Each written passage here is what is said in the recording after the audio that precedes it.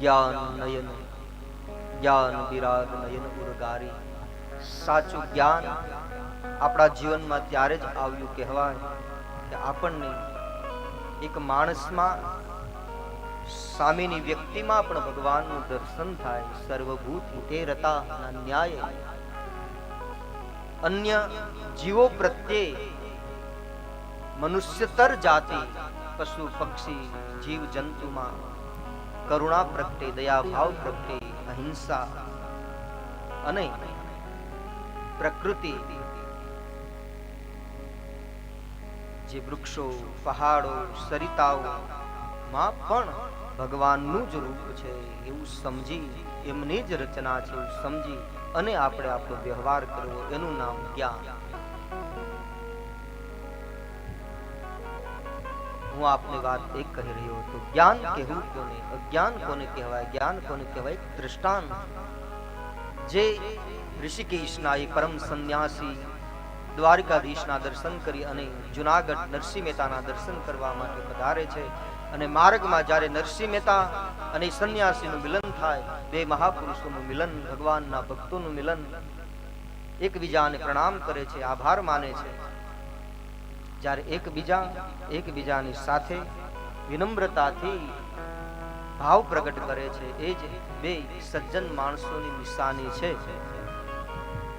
હું એક દ્રષ્ટાંત કહ્યા કરું કથામાં કે બે સમજદાર ડાયા માણસોનું મિલન હંમેશા સંવાદનું સર્જન કરે છે, શુભ વિચારોનું સર્જન કરે છે, શુભ કાર્યોનું નિર્માણ કરે છે. બે સજ્જન માણસો, હંમેશા સજ્જન ને સજ્જન સાથે ક્યારેય કોઈ ઝઘડો થતો જ નથી. પણ મૂર્ખ માણસ કોને કહેવાય, સજ્જન માણસ કોને કહેવાય, એનું દ્રષ્ટાંત છે. મૂર્ખના લક્ષણો કયા? કોઈ એક મૂર્ખ માણસ નગરમાં ચાલ્યો જતો હતો, જાહેર માર્ગમાં, તેમાં કોઈ એક સજ્જન માણસ એ માર્ગે નીકળ્યો, એટલે એને સામેથી બોલાયો, એ ભાઈ અહીંયા આવો, અહીંયા આવો. એટલે પેલો ડાયો માણસ, સજ્જન માણસ, એને એમ થયું કે પેલા વ્યક્તિને કઈ કામ લાગે છે, કઈ મદદની જરૂર હશે, હું એને મદદરૂપ થાવ. સજ્જનનો તો સ્વભાવ છે, અને મૂર્ખ હંમેશા સામેથી બોલાવે છે. પેલાને બોલાવ્યો એટલે પેલો સજ્જન માણસ ગયો પેલા મૂર્ખ માણસ પાસે, બોલો ભાઈ શું આપની મદદ કરી શકું? તો પેલો મૂર્ખ માણસ કહે કે મારો એક પ્રશ્ન છે. મૂર્ખતા હંમેશા પ્રશ્નો પ્રગટ કરે છે.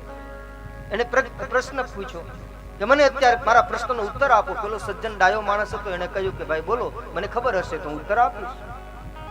તો કહે અત્યારે મારો પ્રશ્ન એ છે કે અત્યારે દિવસ છે કે રાત? હવે એકદમ દિવસ હતો, ભગવાન સૂર્યનારાયણ મધ્યમાં હતા, પ્રકાશ હતો આખા જગતમાં, છતાં પણ મૂર્ખના પ્રશ્ન પણ આવા જ હોય છે. એટલે એને પ્રશ્ન કર્યો. પ્રશ્ન પણ એ જ ઉદ્ભવે, મૂર્ખતાની નિશાની છે. અને પ્રશ્ન કર્યો એટલે પેલા ડાયા માણસે હસીને કીધું, ભાઈ આ કોઈ પ્રશ્ન પૂછ્યા જેવો છે? અત્યારે દિવસ છે. પેલો મૂર્ખ કહે નહીં, એને તો હામું જ પડવાનું હતું.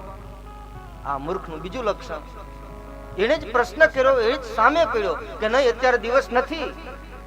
પેલો ડાયો કહે, સમજદાર માણસ હતો, એનો જ પ્રશ્ન એને પૂછ્યો પેલા મૂર્ખ માણસને, તો અત્યારે દિવસ નથી, ચાલો હું માની લો, અત્યારે રાત છે, તો એટલું બધું અંજવાળું કેમ છે? તો પેલો મૂર્ખ કહે અત્યારે ધોળા ધાબા જેવી રાત છે. પણ એને પાછું જ વળવું ન હોય, આનું નામ મૂર્ખ. એ મૂર્ખના લક્ષણો છે, પાછું જ વળે નહીં માણસ.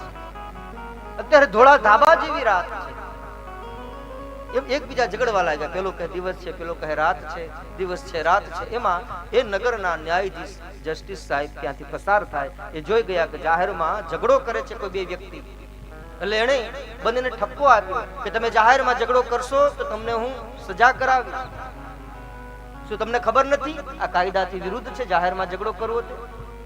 એટલે પેલો મૂર્ખ માણસ કહે, સાહેબ પેલા અમારી સમસ્યા તો તમે સાંભળો, અહીંયા આવો. જજ સાહેબને પણ પાસે બોલાયો. કહે બોલો શું થયું છે? તો કહે આ વ્યક્તિ કહે છે દિવસ છે, પેલો કહે રાત છે, દિવસ છે રાત છે, ઝઘડતા હતા. એટલે ન્યાયાધીશ સાહેબે પેલો પ્રશ્ન એ બંને વ્યક્તિઓને પૂછ્યો કે પેલો પ્રશ્ન મારો તમને એ છે, તમે બંનેને કે તમારા બંનેમાં ડાયું કોણ છે, સજ્જન કોણ છે? એટલે પેલો મૂર્ખ હતો ને, એને પેલા આંગળી ઊંચી કરી કે હું ડાયો છું. મૂર્ખ હંમેશા પ્રથમ જ આંગળી ઊંચી કરે કે હું ડાયો છું, હું સજ્જન છું, હું સાણો છું, હું સમજદાર છું, એ હંમેશા એવું બોલ્યા કરે છે. એટલે પેલો સજ્જન માણસ હતો ને, એ કહે નહીં, એ તો મૂર્ખ છે, હું ડાયો છું. એમ એકબીજા બંને ઝઘડવા લાગ્યા. પેલો કે હું સજ્જન છું, પેલો કે હું સજ્જન છું. એમ 2 મિનિટ થઈને એટલે ન્યાયાધીશ સાહેબે પેલો ન્યાય આપ્યો કે તમારા બંનેમાંથી કોઈ ડાયું નથી, બંને મૂર્ખ છે. કારણ ડાયા માણસને ક્યારેય કોઈ ડાયા માણસ સાથે ઝઘડો થતો જ નથી. એ મૂર્ખતાની નિશાની છે. બે સજ્જન વ્યક્તિઓ વચ્ચે ક્યારેય કોઈ મતભેદ થતો જ નથી. એટલે પેલો મૂર્ખ હતો, એ તો નાચવા લાગ્યો. એ તો પોતે મૂર્ખ હતો, પેલા સજ્જન માણસને મૂર્ખ સાબિત કરાયો. એટલે તો આનંદમાં આવી ગયો કે હું મૂર્ખ ને પેલો પણ મૂર્ખ, બીજાને ડાયાને મૂર્ખ સાબિત કરાયો. પછી એ જ મૂર્ખે ન્યાયાધીશ સાહેબને પ્રશ્ન પૂછ્યો કે સાહેબ, બે મૂર્ખાઓ જાહેરમાં ઝઘડતા હોય, એની વચ્ચે કોઈ એનું સમાધાન કરવા એની વચ્ચે જે પડે ઈ કોણ? ન્યાયાધીશના ત્રાજવે જેનો ન્યાય કરાયો કે બે મૂર્ખાની વચ્ચે જાય ને, મહામૂર્ખ. કવિ નાનાલાલનું આ દૃષ્ટાંત છે. ઊંડા પાણીનો નાદ શું અને મૂર્ખાઓ સાથે વાદ. એ ક્યારેય કોઈ ડાયો સજ્જન માણસ કોઈ વાદ વિવાદમાં પડતો જ નથી. પોતાની અનમોલ સમય, પોતાની અનમોલ વાણી, પોતાના અનમોલ શબ્દો, એનો વ્યય ક્યારેય કોઈ ડાયો માણસ કરતો જ નથી. ડાયા માણસનું આ સૌથી મોટું લક્ષણ છે કે એ પોતાના શરીરને, પોતાની વાણીને, પોતાની દ્રષ્ટિને, પોતાની શક્તિનું બહુ જ સદુપયોગ સમજી વિચારીને કરે છે, વિવેકથી કરે છે.